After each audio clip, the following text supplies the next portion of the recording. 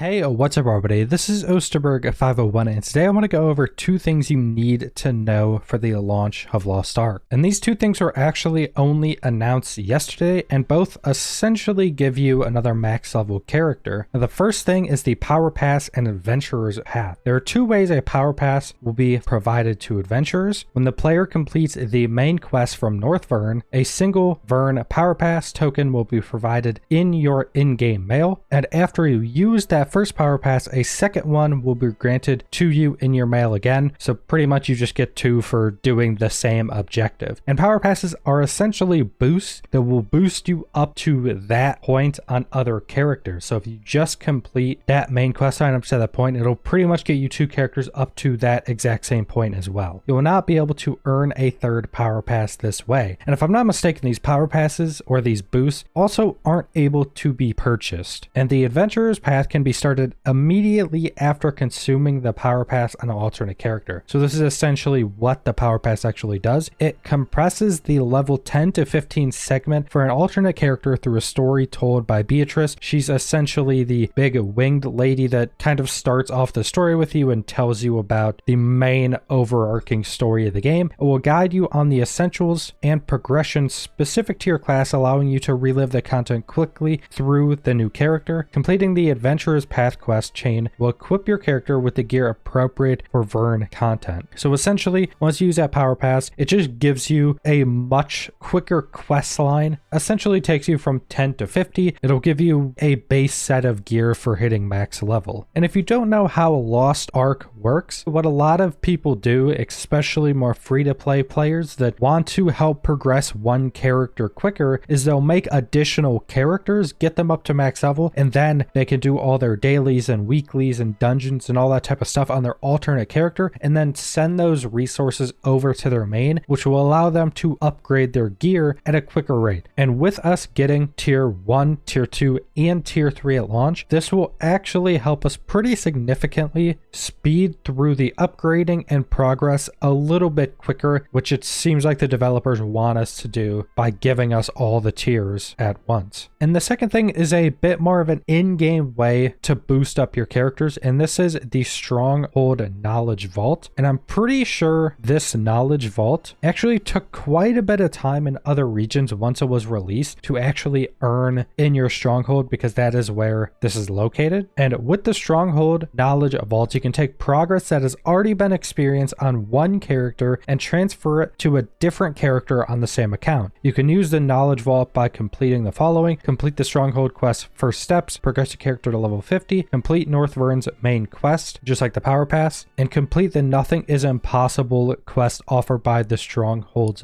butler, Adeline. When receiving a knowledge transfer, you can only transfer knowledge for one continent at a time. Transfers go in order of the storyline, starting from North Vern. Once knowledge transfer has begun, you cannot cancel, you cannot do instant complete, and characters receiving a knowledge transfer cannot use the Power Pass, and the Knowledge Vault will be available for North Vern up to Phaeton. So essentially how this system works, after doing some research on it, is that once your character has done the required steps to allow you to use this system, you then pay gold and it'll essentially start transferring that progress onto a secondary character. Now this doesn't take the progress off your main character, it's essentially just using in-game gold to boost up a character in a slower way. Is that once your character completes, say, a continent of content, say North Vern, you're then able to pay, say, 600 gold for the first part to transfer that progress to another character. Then once you complete another milestone of another continent of content, you're then able to transfer that second tier over. And you have to go through every tier, and every tier takes gold and increases the amount of gold. And if I'm not mistaken, this also takes quite a bit of time, something like 40 hours for the first tier, if I'm not mistaken. So this is a much more in-game way of boosting another character up as essentially like a catch-up mechanic to try to boost up additional characters to where your main character is at. So what you can do is get a character up to level 50, which is the max level once you start the end game. You can then unlock your 2 additional Power Passes and use those on 2 additional characters, characters, which will get them to that point and up to level 50 very quickly. And then you can use the knowledge vault on a fourth character. And like I said, this one will take some gold and it will take more time, but then you can essentially get a fourth character up to that level 50 point and up to that point that your main character got, giving you 4 characters that have gotten to the point where they can all begin the endgame content. They can all start earning those upgrade resources, and then you can use those additional resources however you want to gear up alts, which is what I'd recommend would be to funnel all those resources into your main character to gear them up quite a bit quicker. But that's pretty much all I want to go over for this new information. So subscribe if you want to see more Lost Ark or other MMO videos. Leave a like if you liked the video. Leave a comment down below what you guys think about these boosts, and thanks for watching.